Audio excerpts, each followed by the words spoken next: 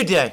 Today is Tuesday, 6th January 2026, and let me remind you before I begin this program to tick the like button and to check your subscription to this channel. If once you've watched the video or whichever part of the video you want to watch, you decide that you like what you have heard and you wish to indicate that fact.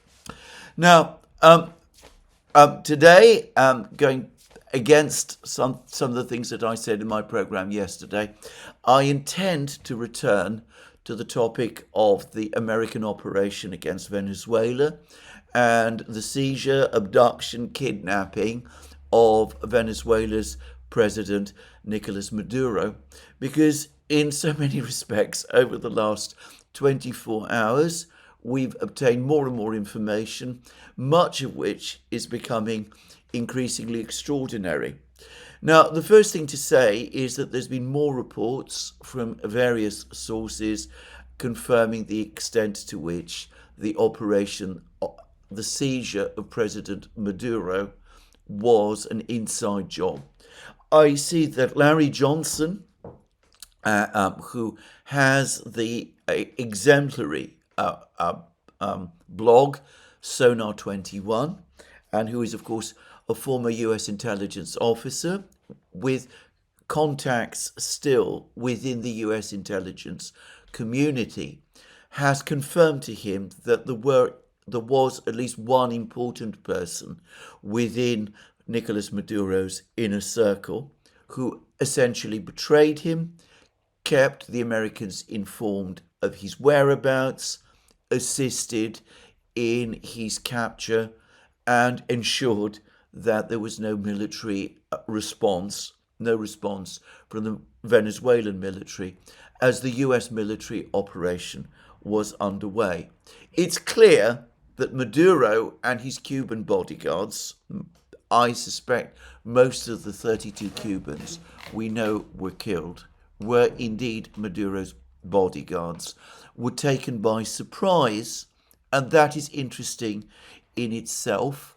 My suspicion, for what it's worth, and it's purely my own suspicion, is that the Delta Force commandos who seized Maduro were inserted covertly into Venezuela several days before the attack, the abduction of Maduro took place, which explains, by the way, why the response from his security service, his security detail, his bodyguards to the attack was so disorganized that they weren't expecting an attack, that the Delta Force commanders were there, probably wearing civilian dress until almost the last moment, that they caught Maduro where he wasn't expecting to be caught,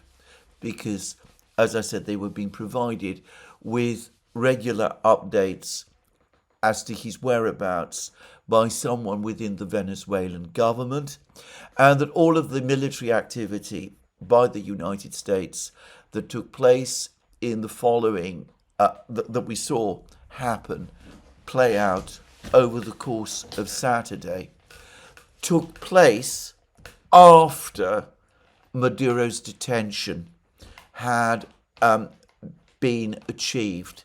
In other words, it was intended to assist or to facilitate an extraction mission. The American commandos did not enter Venezuela over the course of Saturday. They had already entered the country some time before. Now, that's my guess. Probably there's been other commentaries about all of this. It may be that I'm missing information from somewhere.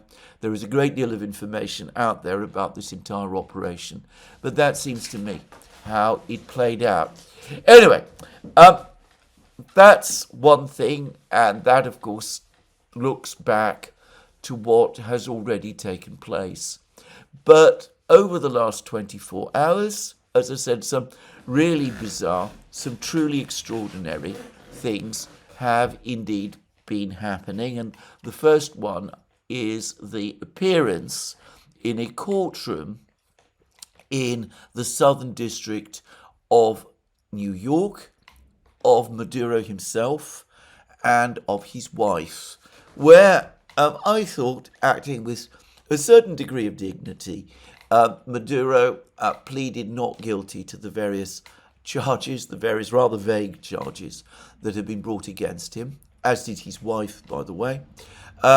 He seemed to me subdued but dignified, and said that not only was he not guilty, but that he is also a decent man. He seems, by the way, also, from what I can judge, to have put together a rather formidable legal defence team. Now, I'm going to say straight away that this entire case in the Southern District of New York fills me with deep unhappiness and concern. I accept that this is probably, to some extent, based on my own past, the fact that I worked inside a court for a very, very long time. But it seems to me that the United States is now well on the way to staging in the Southern District of New York another show trial. I have said in previous programs that the charges that have been brought against Maduro seem to me to be vague and nebulous and declaratory. There's very little substance behind them. Perhaps at some point the United States will publish a superseding indictment that goes into the allegations in more detail. But as things stand, I personally would not have thought that there is enough of a case there in the existing indictment upon which to convict. And that isn't even addressing the overarching questions of sovereign state immunity and all of the rest that obviously form part of international law, but an international law which the United States was itself instrumental in creating, and which at various times it has sort of suggested apply to its domestic law as well. Just saying. Now, having said all of that, even if the indictment remains unchanged and the case proceeds on the incredibly nebulous charges, at least I find them nebulous, or perhaps to use a more legal expression, the rather inchoate accusations that the indictment makes against Maduro, even if this is the sum total of the case against him, I cannot imagine that there is any possibility at all, however strong his legal team, that he's going to be acquitted. Just consider what would happen in theory if he was acquitted. He would presumably be able to say that the original abduction of him from Venezuela, carried out entirely without due process of any kind. I mean, there's no warrant for his arrest. Secretary Rubio has talked about how this was a law enforcement operation, but there has been no application of law. There's been no grand jury previously, as far as I'm aware, arranged to bring proper cases against him to authorize his arrest or anything of that kind. Anyway, imagine, however, if he's acquitted. What does the United States do? Do they accept that he should be sent back to Venezuela, where he resumes the office of the country's president? Would the United States, in that case, pay compensation to Maduro and his wife? What about all of the people in Venezuela that were killed over the course of the operation, and all of the property damage that was done, the airstrikes on the bases, and all of those things? would the United States be required to pay compensation for all that? Well, of course, simply to ask the question is to understand its absurdity. None of these things are going to happen and can possibly happen. There can be only one outcome to this case.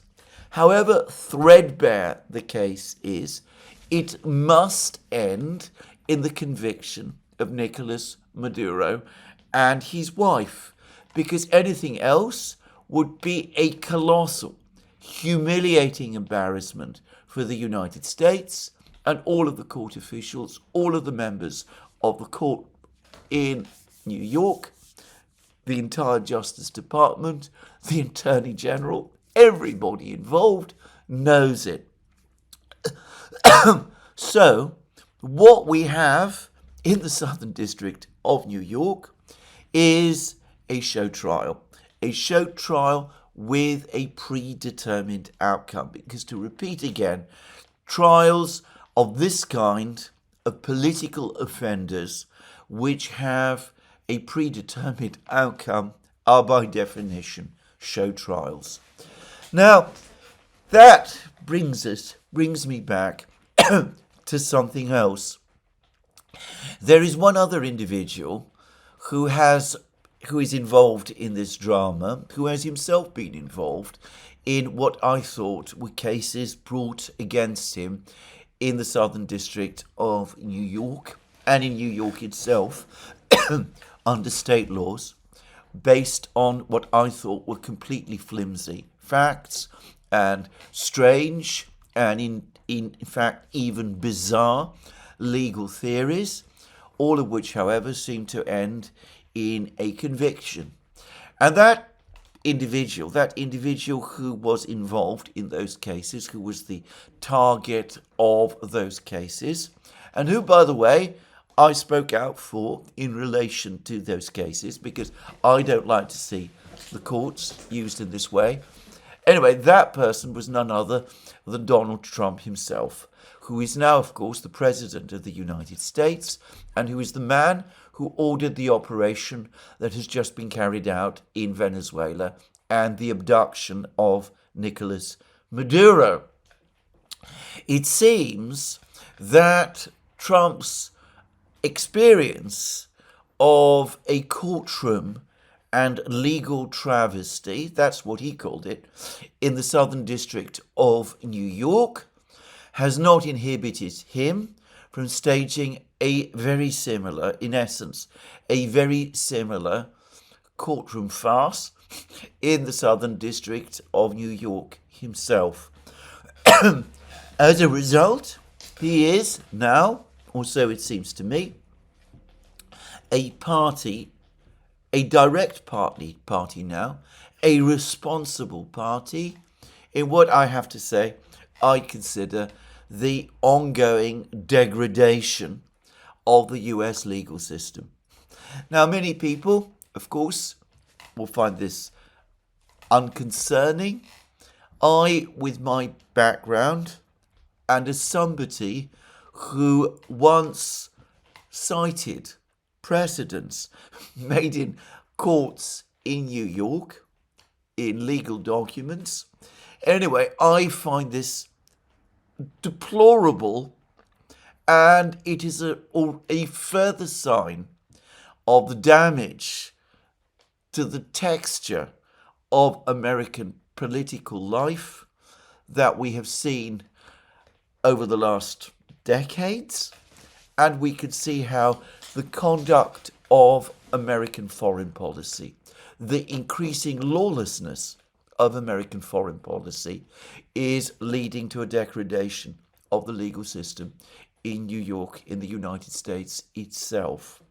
Back in the early 2000s, the courts in the United States very slowly, very gradually did eventually push back against some of the abusive practices that were practiced by the Bush-Cheney administration during the so-called War on Terror, though the process was never completed. And, well, was far less impressive than one might have wanted to expect. But this time, it seems to me that, as with so much else, all pretense is falling away, and the United States is about to stage a show trial. To those who bring up the topic of the prosecution of Manuel Noriega, the former leader of Panama, who the United States also extracted in a similar way, I am not going to get into the details of the Noriega case. All I would say is that that was an exemplarily conducted case by comparison with the farce we are now seeing in New York. There were many, many worrying issues about the Noriega case, to put it mildly, but they didn't fall. They didn't descend to the level of what we're seeing play out now in New York. Anyway, that's one thing I did want to say. As I said, I accept it may not be of the highest importance to many of you who are watching these programs, but to repeat a point I've made many times, a court system, a legal system is at the heart of any functioning state, certainly one that calls itself a democracy. Show trials are completely incompatible with a functioning legal system, and the legal system of the United States is broken. And it is interesting that a person who was previously a victim of that broken legal system is now the person who is using the fact that the legal system is broken against his external enemies. Anyway, that's one thing. Now, the other thing is that I'm beginning to become increasingly skeptical about what exactly the United States, President Trump, the administration, has actually achieved as a result of this operation. The government of Venezuela is still there. Vice President Rodriguez is now, to all appearances, firmly in control. There was significant deployments of Venezuelan security forces in Caracas over the course of yesterday. There was some shooting, some sounds of firing, heavy fire, close to the presidential palace, and that led to some speculation that some kind of coup was underway, but subsequently reports appeared that what was being fired at were drones, civilian drones, and that this was simply an error. The government seems to be, as I said, firmly in control, and so far as I can see, none of the ministers who served in Maduro's government have so far lost their job. They're all in place. Every one of them is in place. And Larry Johnson is saying that his informants within the US intelligence community are telling him that Darcy Rodriguez was not one of the people who betrayed Maduro, that she's having to navigate through very complex issues and challenges, and of course she has now herself been threatened by President Trump with abduction, just to say, but she was not actually one of the people who was directly involved within the Venezuelan elite in handing over Maduro to the Americans.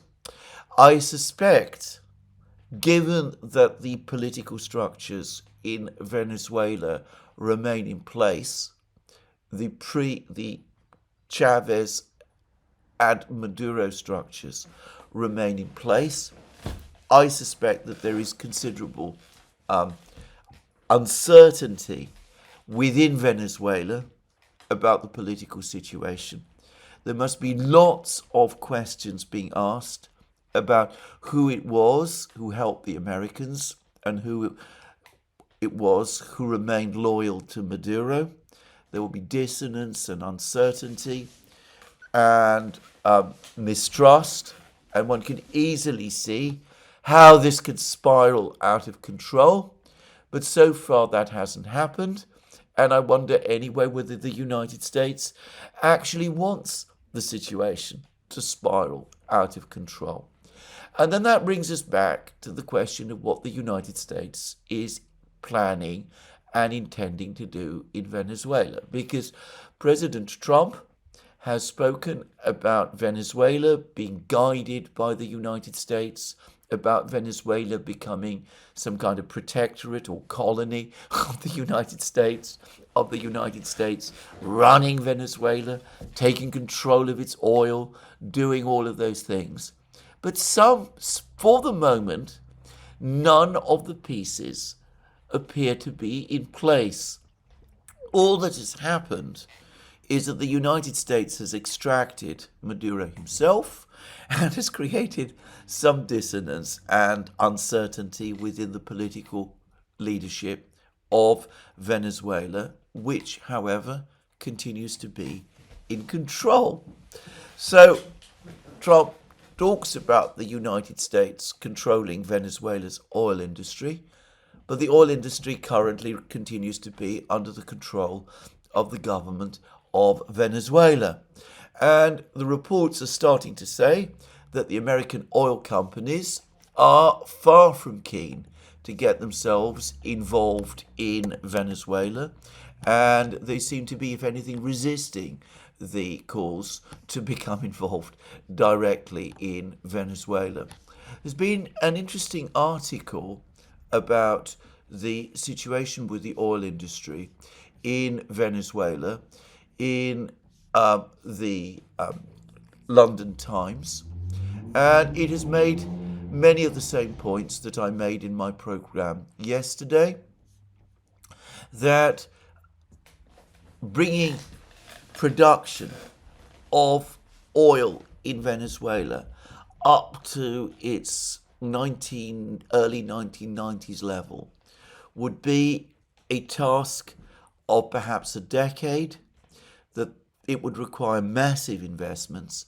And this article in the London Times spoke of investments having to be in the hundreds of millions of dollars. And it also spoke about the difficulties involved in extracting oil from the Orinoco Basin, that this is this is oil which is difficult to extract, which is difficult to refine and purify. It said that the cost of extracting oil in Venezuela is roughly 10 times greater than the cost of extracting oil in Saudi Arabia. I think it might be greater still, actually. I've heard even more, even higher numbers, just to say. And at a time of low oil prices, nobody within the US oil industry is particularly keen on doing this. In fact, the Trump administration is apparently even floating the possibility that US taxpayers might have to subsidize the oil companies, the US oil companies, to get them to go to Venezuela and to carry out these operations, which basically means that the cost of extracting the oil from Venezuela is going to be borne by US taxpayers. And I wonder what they would want to say about that. For the record, what I think is much more likely to happen is that the oil companies, being unsentimental institutions, will agree if the situation in Venezuela can be stabilized and if they are indeed granted access to the Orinoco Basin. The oil companies will go and say that they have gone in, and they will take some of the money that the United States government is giving them, and they will take the money happily, but they won't do very much to deliver on the promises of extracting the oil. Already, this enterprise is starting to look expensive, and expensive for the American taxpayers, and expensive in terms of the American budget, the American federal budget, which is already, of course, in very heavy deficit in a country that is piling on debt at an accelerating speed. So far from Venezuela turning into a bonanza, if the best plans are realized, it could turn into a massive cost instead. But that brings us to the other question, because I mentioned the word plans. There was apparently a meeting between the administration and members of the Senate and other people from Congress. They all came along to hear what the administration's plan for Venezuela was. And there are lots of reports circulating that the people who came to learn about the plan came away with the conclusion that there was none. They're saying that there was an enormous amount of detail about this and that, but none of this came together, and there was nothing that appeared to be a structured plan to take control of the country and to develop its resources or to achieve the various predatory objectives that the president and his officials have talked about. It all looks like it's being made up on the fly. And incredibly, there was even an article which I read, I believe it was in the British media, which actually says that some US officials, some administration officials, are saying that it is a positive strength that decisions and plans are being made up on the fly. Supposedly, this is how the president acts. He wants action now. He demands immediate action.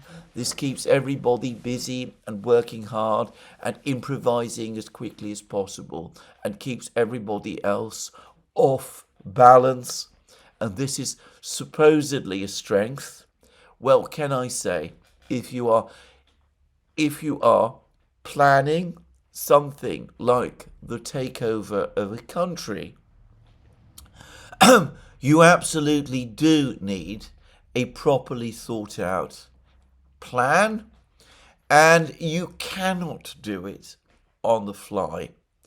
The lesson of Iraq, a lesson which the Americans and the British afterwards said that they had learned and which they would never have to relearn. The lesson from Iraq, well, there were many, many lessons from Iraq, the most important of which was not to carry out aggression and invade sovereign countries.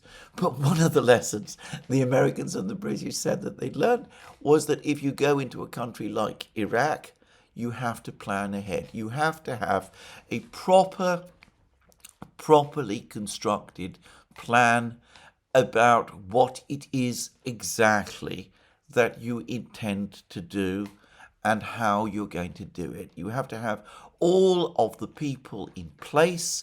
You have to have everything ready. You have to have the administrators ready, the engineers ready. You have to have all of the pieces ready to move, and ready to move quickly. And it's often said, with, I think, a great deal of truth, that one of the reasons why Iraq disintegrated into chaos very rapidly after the 2003 invasion was because the invaders, the Americans and the British, came in without a plan. Well, things are not so bad in Venezuela. There is still a government there. The government is still functioning, and the economy, apparently, is still functioning. But in the absence of a plan, what is the United States actually going to do? What does it do if the government does not cooperate? There's suggestions, increasingly, that it might not do so. There was a meeting in New York, not very far, I suspect, from where Maduro was being brought before the court in the Southern District of New York. But there was a meeting of the UN Security Council at the UN headquarters in New York. And it was a fascinating discussion. One of the most brilliant contributions, and I have to say this, one which I found extraordinarily moving and very, very interesting and seemed to me right on point, was one made by Jeffrey Sachs, who has appeared many times on the Duran. We've been privileged to host him. He was there. He pointed out how what had been done was a grotesque violation of international law and a blatant and straightforward act of aggression. He provided the history. He set out all of the various provisions of the UN Charter which had been violated. He set it all out, and he set it out superbly well. But it wasn't, of course, he wasn't the only person who spoke. Other countries spoke, and the representative, the ambassador of Venezuela, also spoke. And he excoriated what had been done to his country. And he was clearly doing so on instructions from the Venezuelan government, which is still in place in Caracas. So, for the moment at least, the Venezuelan government is not doing what the United States, what the Trump administration wants it to do. What if it maintains that position? What does the United States do next? Does it continue trying to kidnap Venezuelan presidents and vice presidents? Does it indeed follow through with the threats against Delcy Rodriguez? It might not play very well internationally if that were to happen. And of course, the fact that the United States would be abducting a woman, and one whom President Trump has himself praised, and done so in ways which imply that she is not part of this supposed criminal enterprise that Nicolas Maduro is supposed to have led in Venezuela. Well, if that is done, it might not play very well in Venezuela, in Latin America, or around the world. Maduro, it is probably fair to say, was lacking in friends. But if the United States makes it a habit of abducting Venezuelan leaders, and especially goes after someone like Rodriguez, over time the reaction, both within Venezuela and outside, might become stronger and stronger. To the extent that the United States has a plan, it depends entirely, as far as I can see, on the cooperation of the current Venezuelan government. What the United States does, if that cooperation is not there, it has given no sign of having any strategy or plan to deal with.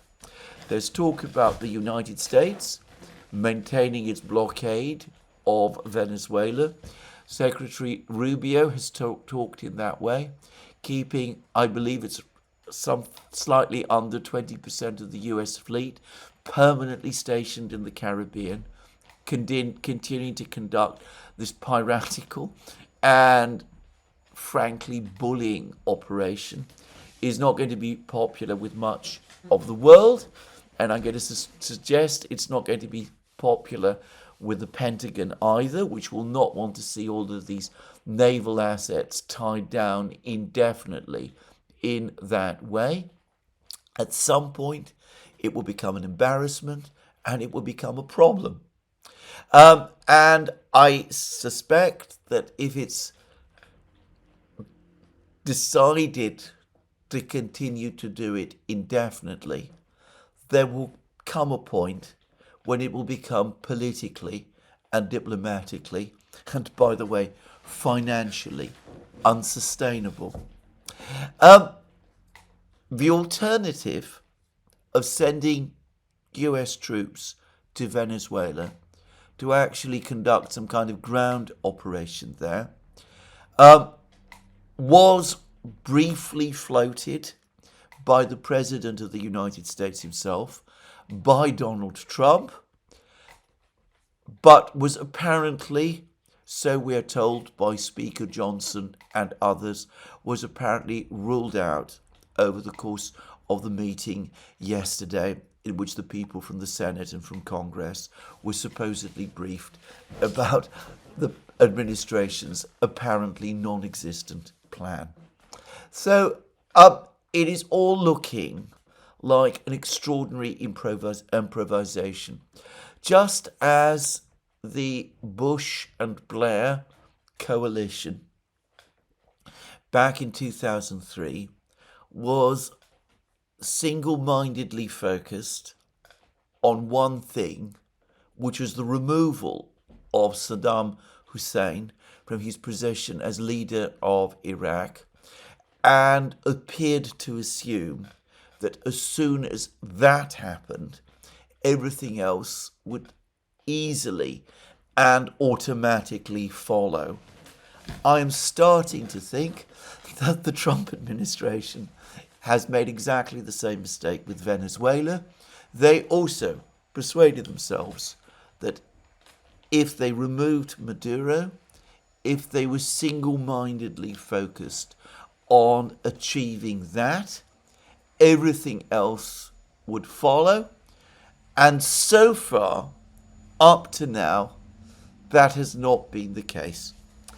There is a real risk, it seems to me, that things could, from this point on, begin to go very badly wrong. If the government in Venezuela survives, but continues defiant, then this will not have been a triumph. It will have become a debacle. The United States will be left with the embarrassment of the show trial in New York, which will probably play badly internationally and perhaps even to some extent domestically, but will have failed to achieve any one of its objectives in Venezuela, the seizure of the oil and all of that. Conversely, it could be that the doubts, the fears, the sense within Venezuela that somebody betrayed Maduro leads to a gradual destabilization of Venezuela itself, that the cracks that must now exist within the governmental system there become wider, in which case it is very easy to see how Venezuela could spin out of control with various groups, armed groups, the various militias, the army, splitting into various factions, and prolonged conflict starting to develop there, which would be a disastrous tragedy for the country and for its people, but would of course also be a major embarrassment and defeat for the President of the United States, for Donald Trump. Bear in mind that Trump and Rubio have apparently already come to the conclusion that Machado and the other members of the Venezuelan opposition are not competent to run the country effectively and lack support and respect within Venezuela. So it doesn't look as if they are the solution. Machado, by the way, has taken all this extremely badly. She's talking about how she wants to return to Venezuela, but she clearly feels that she's been betrayed by Trump and by the United States. So there is still a chance that something might come out of this affair, that the government in Venezuela does indeed survive, that it does begin to cooperate with the administration in the way that Donald Trump said that it should, that the oil companies do move in, and that the immediate embarrassment of a visible debacle is avoided. On balance, in my previous videos, that was the way I thought things would turn out. Today, I have to say this, I am not so sure. It looks as if the proper preparations for this operation in Venezuela were not done. And, well, we are where we are. And things could very easily either spin completely out of control, or they could turn out into a debacle where the United States discovers that it removed Maduro but achieved nothing. Now, that in no way, however, repairs the damage, the enormous damage that has been done, and I've discussed this in many programs, the disastrous impression that this whole affair has created, and what it tells us about the Trump administration and about the United States.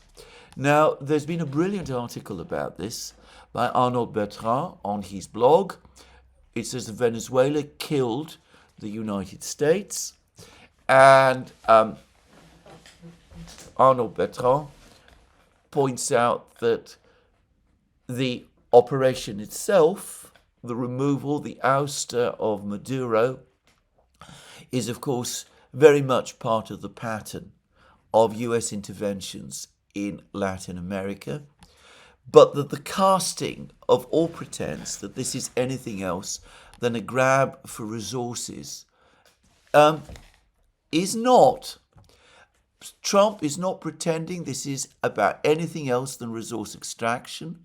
He explicitly stated we're going to be taking out a tremendous amount of wealth out of the ground, and this wealth would go to the United States of America in the form of reimbursement for the damages caused us by that country. What those damages are, I really am not able to say, because, to repeat again, the business of nationalization of the oil industry in Venezuela has been underway for a very long time. And then Arnaud Bertrand continues, the United States isn't even insisting on regime change. They're quite happy for the Chavista government to stay in place under acting President Delcy Rodriguez, as long as she does what we want, said Trump, vowing to bomb the country again if she didn't. In other words, there is absolutely zero pretense here. Submission to the United States will is the only variable that matters. This is about regime capture, not regime change, for no grander purpose than doing what the United States wants. It's imperial extraction in its purest form. No pretense of bringing anything to the subject country, simply comply or be destroyed and give us your wealth. And never before in its entire history has the United States been so nakedly bad. And by the way, we've had further comments, even more brutal comments about this whole operation from other Trump administration officials. So there's a quote provided by CNN, given by Stephen Miller, who is a Trump administration official. You can talk all you want about international decency and everything else, but we live in a world, a real world, that is governed by force and power. These are the iron laws of the world. So it is pure power, pure extraction. To quote the famous words from Thucydides, the strong do as they will, and the weak do as they must, and law and morality and all exercise of restraint is for fools and has nothing to do with it. Well, as I said, there are many people who find this blunt speech refreshing, but I would simply say this. In my experience, people who talk in that way, people who behave in that way, people who cast off all restraints and admit to themselves and admit to the world that there are no restraints and that they have no conscience or moral centers. Well, there is a word to describe them, and that is psychopaths. And, well, here we have a country, the United States, whose current administration is giving a psychopathic explanation for what it has done. Now, that is unsettling, to put it mildly, and it's not going to make the United States any friends. In fact, as I pointed out in my program yesterday, if you look at who is most satisfied by this brazenness from the administration, the people who are least bothered by it are America's adversaries, and those who are most dismayed are America's so-called friends. And, well, again, it's not surprising why, because, of course, if you cast off all restraints and you talk in this brutal way, well, there is nothing, there is no restraint that can stop you. And this is where we come to the topic of Greenland. Because the United States now, the administration, incredibly, directly after this operation in Venezuela, is indeed now increasingly talking about Greenland.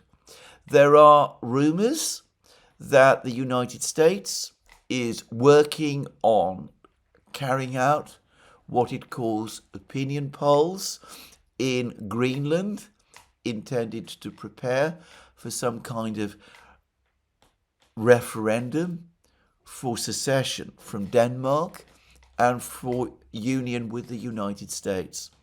There's even talk that there are some people in the administration who want to see Greenland join the United States by the 4th of July holiday.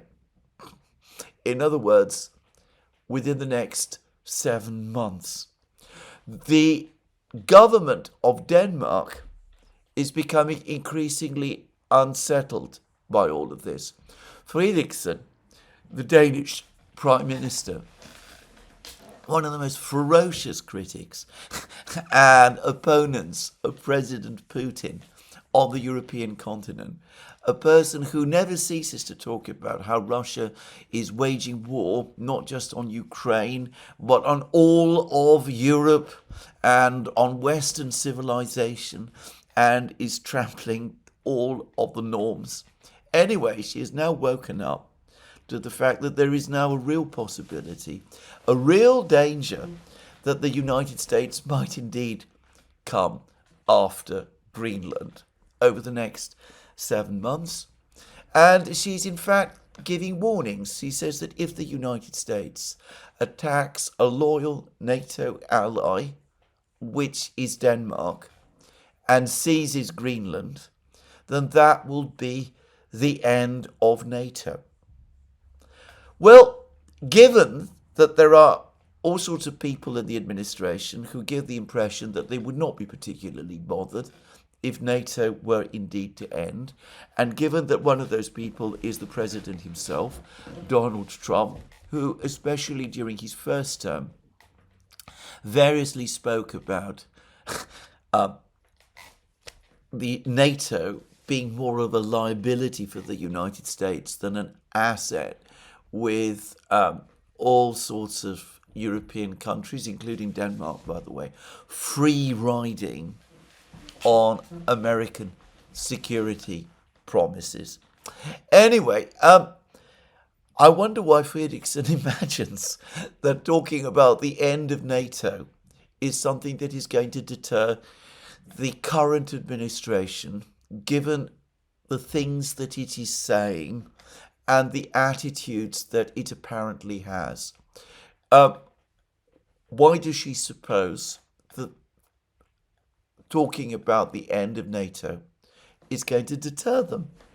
As a matter of fact, I personally don't believe that an American annexation of Greenland would result in the end of NATO.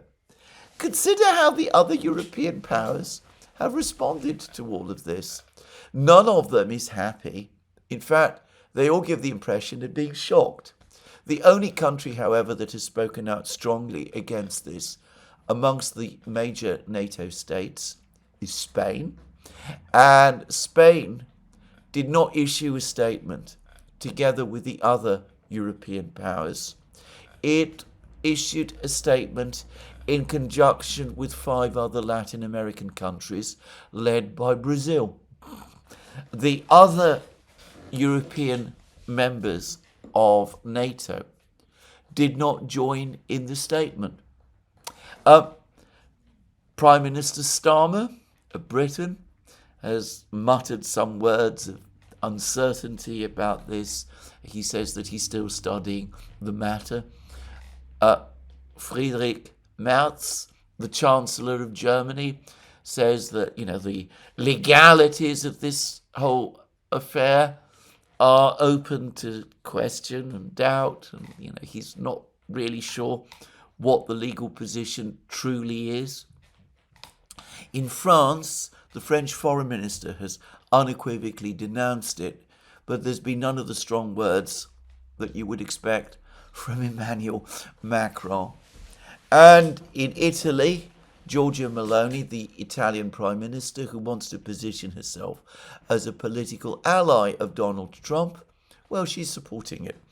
So why assume that if the United States seizes Greenland, NATO is simply going to collapse? Denmark will probably be very, very unhappy, but one can already hear the arguments going around in the European capitals. Whatever it is that the Americans have done, whatever aggression they've committed against Denmark, we still need the Americans. The Russians are still there on our doorstep. We can't break with the Americans now. We must continue all the things that we have been doing. We must continue the war against Russia. That remains the true enemy. And we must, at the same time, make sure that we stay on the good side of Donald Trump. Appeasement, in other words, isn't that much more likely? This would be true, genuine appeasement. It would be much more close to what happened in Munich in 1938 than what has been suggested at various times about negotiating with the Russians, about the security situation in Europe, about the security situation, Russia's security situation in Ukraine, or anything of that sort. The Russians have legitimate security concerns and grievances that go back very far and which they have expressed many times. They've been careful to try to justify their actions under international law. They've pointed, for example, in the case of the Donbass republics and the Russian speakers in Ukraine, the right of nations to self-determination as set out in the UN Charter, and they have argued that Russia was indeed facing a potential threat, a military and security threat from Ukraine, and they pointed to Ukrainian documents about Crimea and Ukrainian intentions with respect to Crimea as giving them justification for their concerns. And of course, they've also been able to point to various speeches, including a truly appalling speech that Zelensky himself made at the Munich Security Conference in February 2022 as providing justification for their actions. In the announcement that Putin made back in February 2022, declaring the start of the special military operation, and in the speech he gave a few days before, recognizing the Donbass republics, he was careful to mention the UN Charter. The United States, if it seizes Greenland, would be going against all of that. President Trump is talking about Greenland being surrounded by Russian and Chinese warships. I'm not sure which Russian and Chinese warships he's talking about. I don't see them. I don't know that anybody else can. I'm not saying that Russian ships, even warships, don't occasionally pass through the coast of Greenland. But the idea that there is a threat to the United States from Greenland is ridiculous, and that the idea that Denmark poses any kind of threat to the United States is even more ridiculous, given that Denmark is a NATO ally. The seizure of Greenland would indeed be straightforward, unvarnished aggression, very similar to what has been done against Venezuela.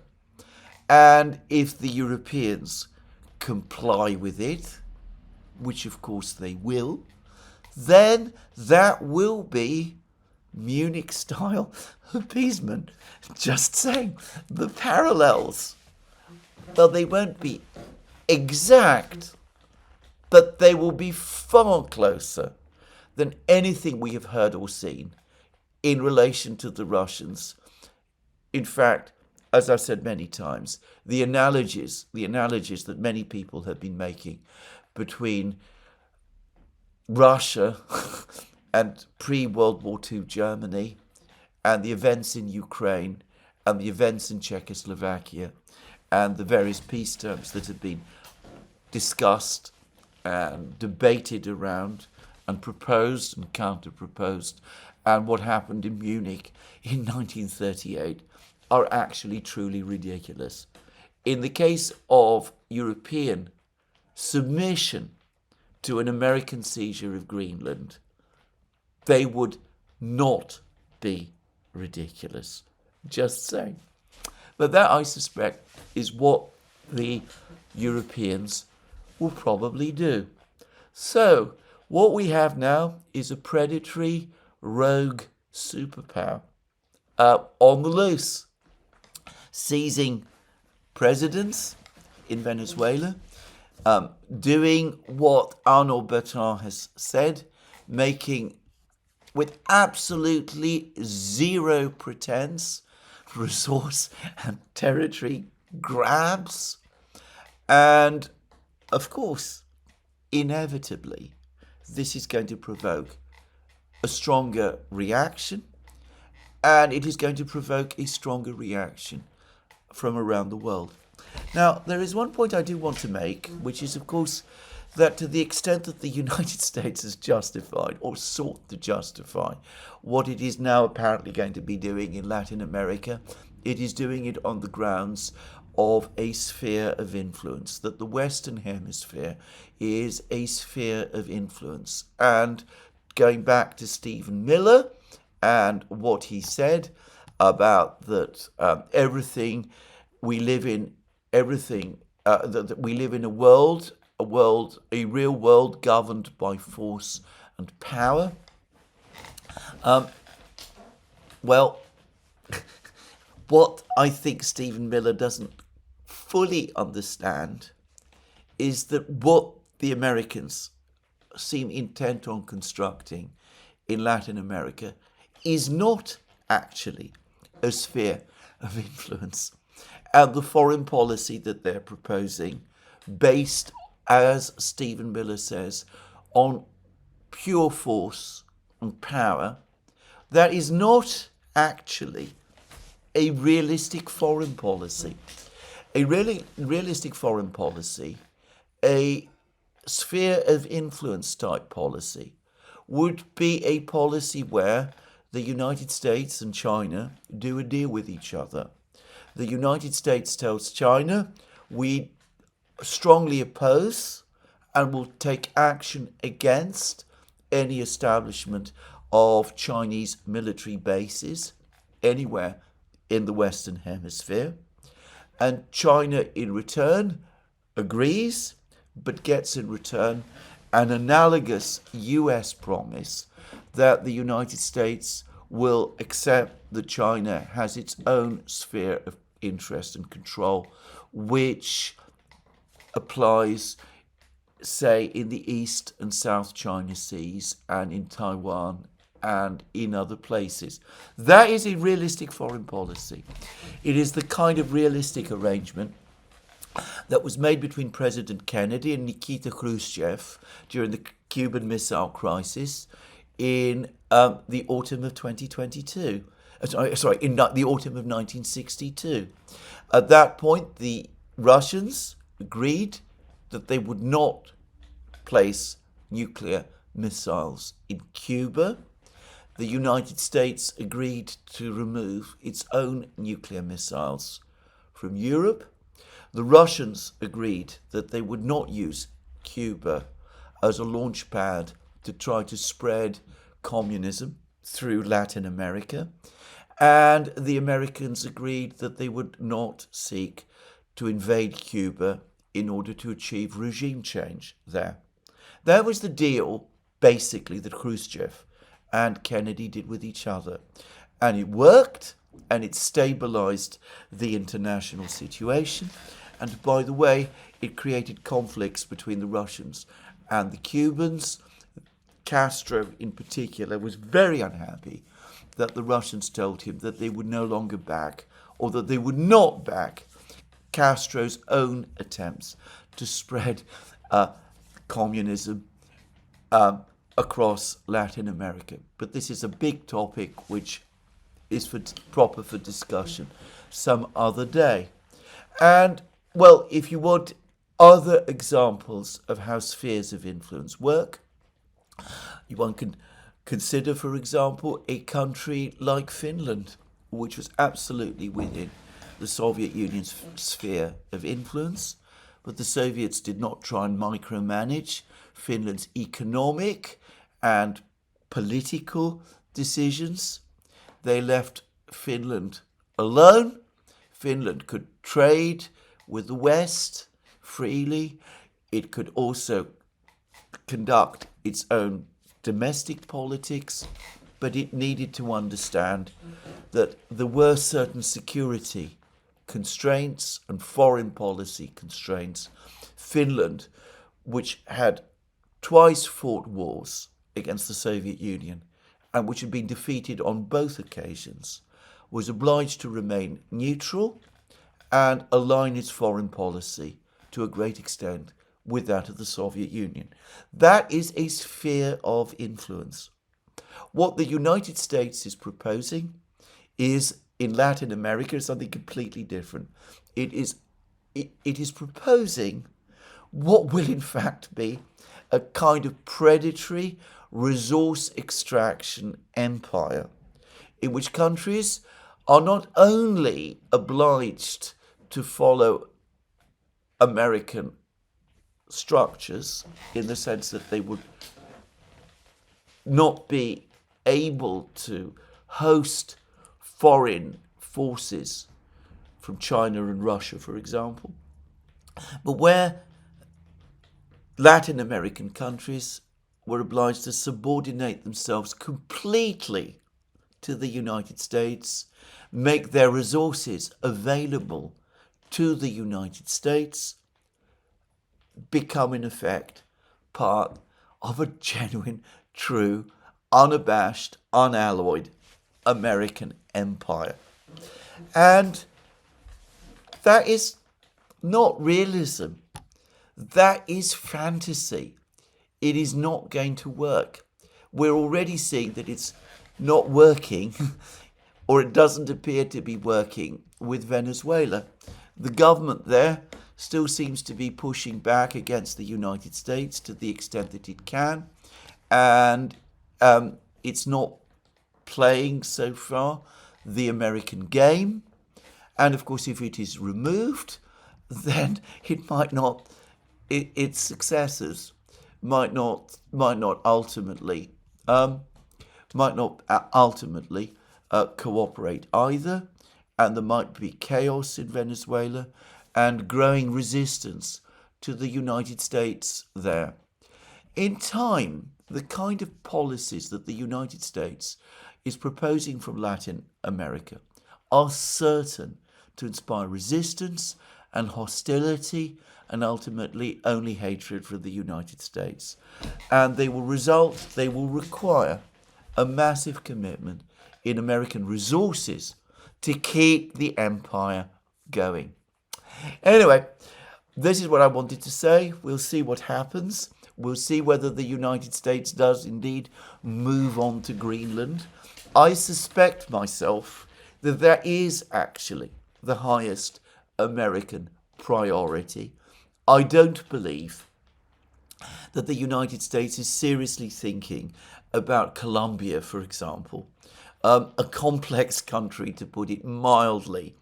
And as for Cuba, there are difficulties about taking on Cuba, which should not be underestimated. Cuba is better anchored in the international system than Venezuela was. It has much more support in Europe, by the way, just saying, than Venezuela did. And it is a more solid and disciplined society than Venezuela up to now has been. And of course, Rubio and other officials in the United States, since President Trump's extraordinary press conference, have rushed out and have said that they don't intend for the moment to take any military action against Cuba. Military action against Cuba is not being planned. If I were to make a guess, I would say that the focus of US policy over the next few months is indeed going to be Greenland. In a way, you could almost say that the Venezuela operation has something of the look of a declaration of independence by Donald Trump and his administration, not just from restraints, but from the alliance with the Europeans, with NATO, that the United States will from now on do whatever it likes, and it'll be up to the Europeans to just play along. And so I think they will focus on Greenland. And I think the other place that they intend to focus on again is Iran.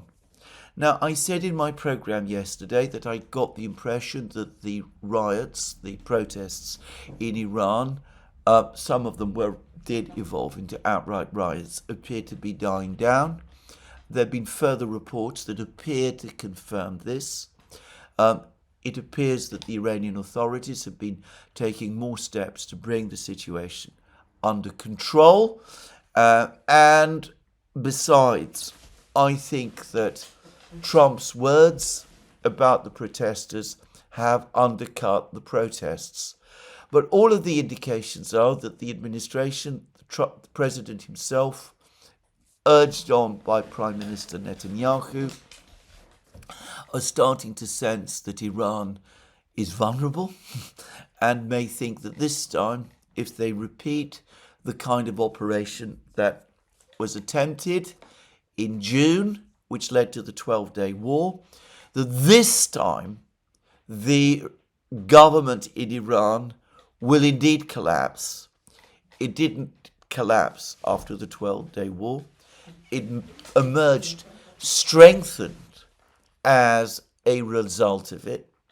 But this time, I think, they may think that it will collapse. And I think the attraction of doing something like this after Venezuela will become extremely strong, especially, as I said, if the Venezuelan operation turns out to have been less than the spectacular success they thought it would be. As for Ukraine and Russia, I can't help but think also that the more the United States becomes immersed in Venezuela, Latin American issues, Iran possibly, the less interested they're going to be in the problems of Ukraine. President Trump went through the motions last month of putting together a 28-point plan. The Europeans came back and the Ukrainians came back, and the 28-point plan became a 20-point plan. The Russians made it clear that they were underwhelmed by the original 28-point plan and that many of the 28 points were unacceptable, though they might serve as a basis for discussion.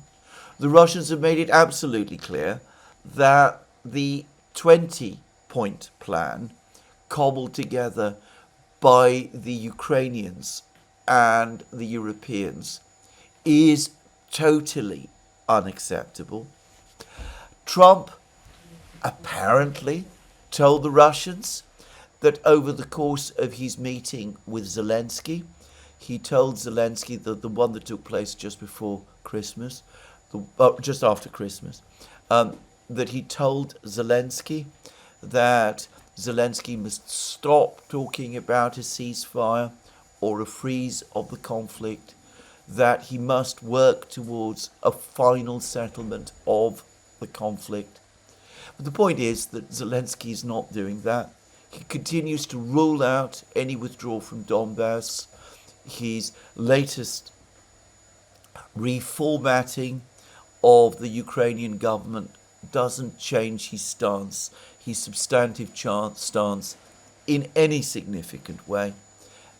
So whatever message it was that Trump gave him, Zelensky is not heeding it. And of course, Zelensky knows that the CIA continues to assist him. They continue to assist him with his drone attacks on Russia, which, by the way, continue.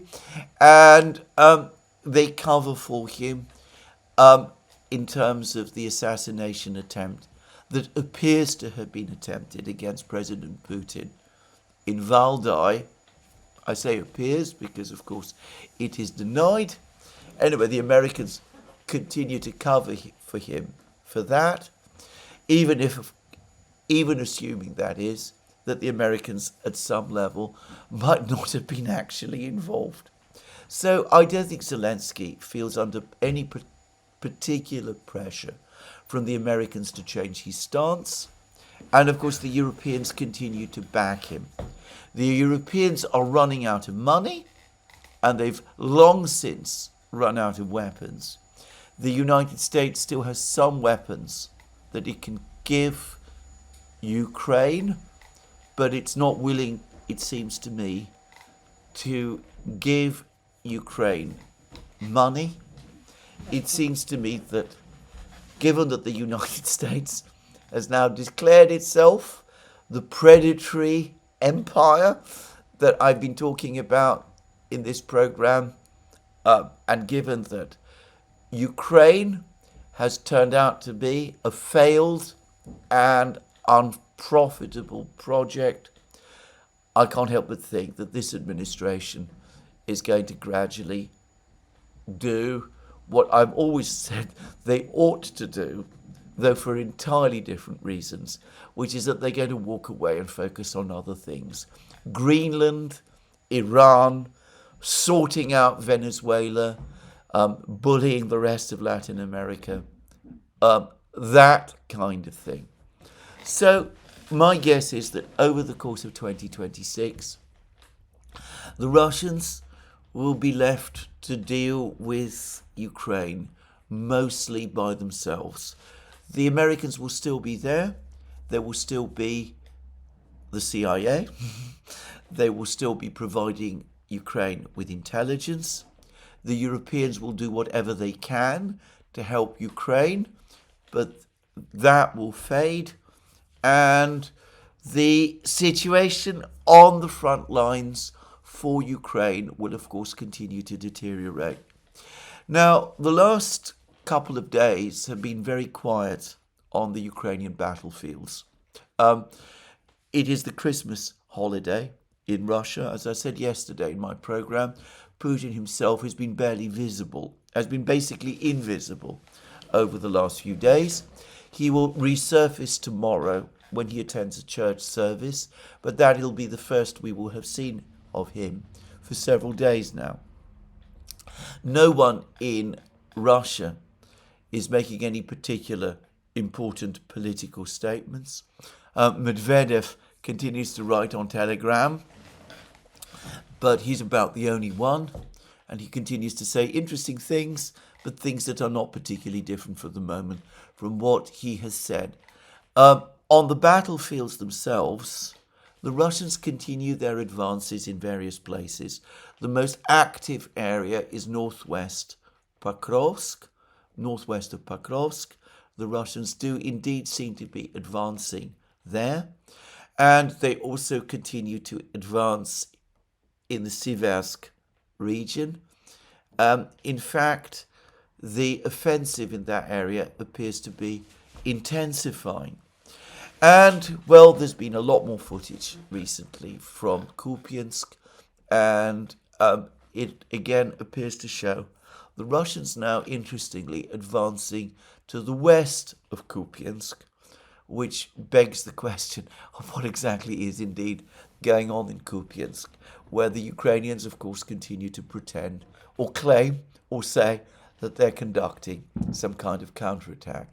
So, anyway, the war, because of the very difficult weather conditions, the heavy snow in particular, which slows the movement of men and vehicles and interrupts logistics, and the Russian Orthodox Christmas holiday has been, if not exactly on pause, it's been quieter over the last week or so.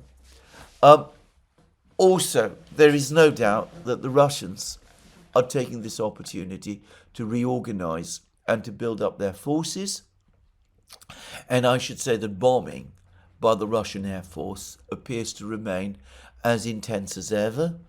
And there have been significant Russian drone and missile attacks on Ukraine, and some counterattacks, similar counterattacks by the Ukrainians using drones against Russia.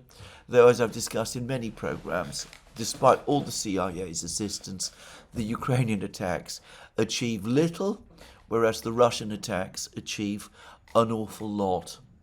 But after the Christmas holiday, the Russians will be on the attack again. The situation for the Ukrainians in Zaporozhye remains critical. The situation for the Ukrainians in Donbass remains critical too. And we will see an acceleration in momentum over the course of the winter. And of course, come the spring and summer, the next big Russian offensive will begin. An offensive that might quite easily, in my opinion, finally break Ukraine. But that is for the future. I think the Russians, for the moment, probably feel, much as they dislike what has been done in Venezuela, that the Trump administration is mostly going to leave them alone. The charade of the negotiations will at some level, I suspect, continue, but the focus will be on the war. The Russians will be able to focus fully on the war to an extent that they have not been able to do since Trump became president, because the distraction of his diplomatic initiatives, confused and bungled as they have been, I suspect before long will go away. Well, this is where I end my program today. Today, by the way, by the Russian Orthodox calendar, is Christmas Eve. Let me take this quick opportunity to congratulate Russian Orthodox Christians on the celebrations of Christmas Eve. I'll be saying more about this on Christmas Day, the Russian Orthodox Christmas Day, which is tomorrow. But this is where I end today's program. Let me remind you again, you can find all our programs on our various platforms, Locals, Rumble and X, and also, of course, on our Substack site. Please remember also that you can support our work via Patreon and Subscribestar and by going to our shop, links under this video. Last but not least, if you've liked this video, please remember to tick the like button and to check your subscription to this channel. That's me for today. More from me soon. Have a very good day.